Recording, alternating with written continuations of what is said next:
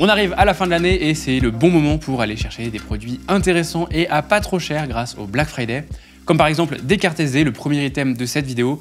Vous en avez pour tous les prix, entre 20 et 50 €, voire plus pour des cartes plus performantes. Justement, si vous voulez apprendre à choisir vos cartes SD correctement, je vous ai fait une vidéo dédiée sur le stockage et je vous la laisse juste en dessous en description. Mais rapidement, je vais plutôt vous conseiller de prendre des cartes qui vont pouvoir écrire assez rapidement, donc qui comportent le symbole V30, V60, voire V90. Au niveau des marques, encore une fois, vous avez le choix. Moi, j'utilise principalement des cartes de chez SanDisk, mais celles de Lexar peuvent faire l'affaire. Et au niveau des dimensions, vous allez peut-être plutôt choisir des cartes 128 ou 256 Go. Je privilégie plutôt plusieurs petites cartes qu'une seule grosse carte. Si jamais elle vient à lâcher en tournage, ça m'évite de perdre tous mes rushs d'un coup. Dans cette vidéo, vous l'avez compris, je vais vous faire une liste des produits qui me semblent intéressants, qu'on va trouver à moins de 100 € sur des sites comme Amazon ou IPLN.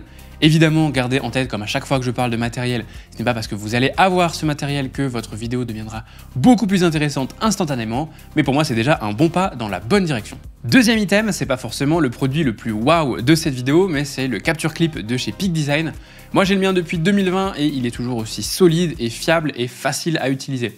Pour ceux qui ne connaissent pas, tout simplement, le capture clip, vous avez une petite plaque qui vient se fixer sous votre boîtier et vous allez pouvoir venir l'accrocher sur l'attache de votre lanière. Ça tient hyper bien et si jamais vous avez un petit peu peur de le décrocher accidentellement, vous avez un petit loquet que vous pouvez venir tourner pour sécuriser le tout. Et moi de mon côté, à part des petites traces de peinture qui sont parties, franchement j'ai rien à dire dessus, ça tient hyper bien. Au niveau du prix, on va le retrouver à 80 € en moyenne. Alors ça peut sembler un petit peu cher, mais je préfère mettre ce prix-là, sachant que derrière il y a des combos de boîtiers objectifs qui peuvent dépasser les 2000 €.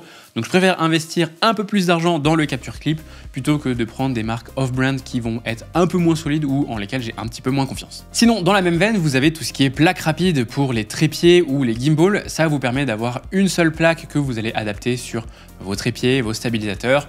Et ça sera plutôt pratique si vous faites pas mal de run and gun et que vous devez changer trépied, gimbal assez souvent. Julien de l'équipe recommande ce modèle de chez Small Rig qui coûte à peu près 20 € avec un système de loquet qui permet de le verrouiller rapidement en place. On reste avec des items qui coûtent pas très cher et c'est pour ça que j'en vois de plus en plus utilisés sur des vidéos. Ce sont les Magic Arm et le Super Clamp. Ça, c'est deux items à la base qu'on utilisait plutôt pour accrocher des réflecteurs, des lights, des moniteurs à des pieds ou à des trépieds. Mais l'utilisation, elle a été un petit peu détournée pour avoir des plans un peu plus créatifs et un peu plus immersifs. L'idée en plus, elle est assez simple, on prend un objet qu'on va clamper et attacher à notre boîtier et ça nous permet d'avoir une vue un petit peu POV de l'item. Par exemple, Dylan s'en est servi pour faire des plans assez créatifs dans une pub pour un casque Sony que vous retrouvez dans sa formation Créer une vidéo commerciale et je vous laisse le lien encore une fois en description. Mais voilà, ça vous permet rapidement de mettre en avant certains objets de manière bien créative et c'est compatible avec toutes les caméras du moment qu'elles aient un pas de vis en dessous pour fixer une plaque de trépied. Comme c'est pas un item très cher, ma recommandation ça peut être d'en acheter deux, ça vous permettra d'avoir soit deux points de fixation, soit de l'utiliser aussi avec une caméra d'action par exemple. Au niveau des modèles, je peux vous recommander principalement ceux de Small Rig ou ceux de Newer, il n'y a pas besoin de mettre beaucoup plus d'argent pour ce type de produit et vous allez les retrouver à peu près à une trentaine d'euros. Avec l'item suivant, on monte un tout petit peu au niveau du prix puisqu'on est à peu près à 50 €, mais je le trouve tellement pratique que je voulais le mettre dans cette vidéo. C'est le lecteur de cartes / stockage de cartes SD de chez PGY-Tech. Vous avez un boîtier qui vous permet de stocker vos cartes SD de manière sécurisée et qui va doubler sa fonctionnalité avec un lecteur de cartes assez rapide. Et vous avez le choix aussi puisqu'il peut lire de la micro SD, de la carte SD et au niveau des débits, on est sur quelque chose d'assez rapide donc c'est un bon point si vous êtes en déplacement et que vous n'avez pas envie de passer 1 heure à vider toutes vos cartes SD. Le produit suivant, c'est pour moi un des accessoires les plus importants quand on est vidéaste, c'est un bon filtre ND. Pour moi, un bon filtre ND, c'est hyper important, ça vous permettra de garder la main sur votre exposition, garder le flou d'arrière-plan qu'on a en évitant de fermer trop l'objectif et de garder un flou de mouvement assez naturel en évitant de devoir monter trop le shutter. Avec ce type de produit, on en a pour tous les prix, mais en général, plus ils sont chers, meilleure sera leur qualité. Maintenant, on n'a pas besoin de payer très cher pour avoir un bon filtre. Moi, j'en ai un à une centaine d'euros qui vient de chez KF Concept. Et moi, j'ai choisi ce filtre-là pour deux raisons. La première, c'est qu'on n'a pas de vignettage sur les coins de l'image. Et la deuxième, c'est qu'on n'a pas le phénomène de croix qu'on peut retrouver avec des filtres ND un peu moins haut de gamme. Tout simplement, ça, c'est quand vous allez arriver quasiment à fond sur votre filtre ND, vous allez avoir un phénomène de croix qui va apparaître. Et ça, c'est quelque chose qui, sur un tournage extérieur, peut pas forcément se voir tout de suite sur le petit écran du boîtier. Autre chose à prendre en compte sur le filtre ND, c'est le changement de couleur. Mais là, je vous invite simplement à faire des tests avec et sans pour voir quelle est la différence et savoir comment la rattraper en post-production, par exemple.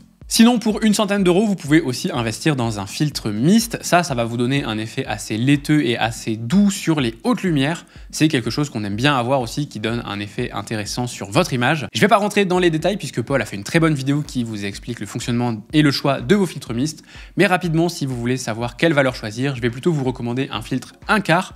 Le 1/2 risque d'être trop fort en termes d'effet, alors que le 1/8 risque de ne pas se voir assez. Avant-dernier produit de cette liste, on va passer côté audio avec les Holyland Lark M1.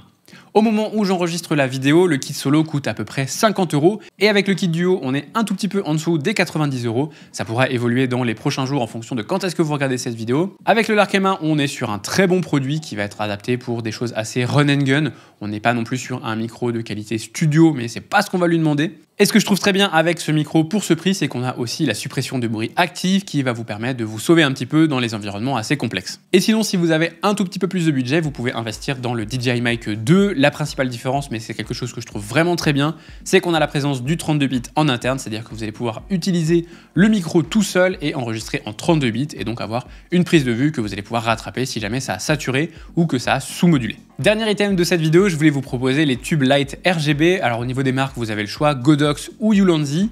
Et au niveau des prix, c'est pareil, on est entre 50 et 80 €. Alors évidemment, ça n'a pas l'intensité lumineuse d'une key light, mais comme light d'appoint ou alors light de couleur pour donner un petit peu de texture à votre image, ça peut être très pratique. Ça peut aussi être utile si vous faites du pack shot. D'ailleurs, Dylan s'en était servi dans la vidéo où on vous montre comment faire une pub pour un produit. Il avait utilisé la lumière pour créer des reflets intéressants sur la bouteille de parfum. Au niveau de l'autonomie, c'est pas immense puisqu'on a à peu près 1 heure d'utilisation sur batterie, mais l'avantage c'est qu'on peut l'utiliser sur secteur si on doit s'en servir plus longtemps. Voilà pour cette vidéo assez rapide. Évidemment, j'aurais pu lister encore plein d'autres choses comme par exemple des batteries, des V-mounts, des moniteurs ou d'autres accessoires.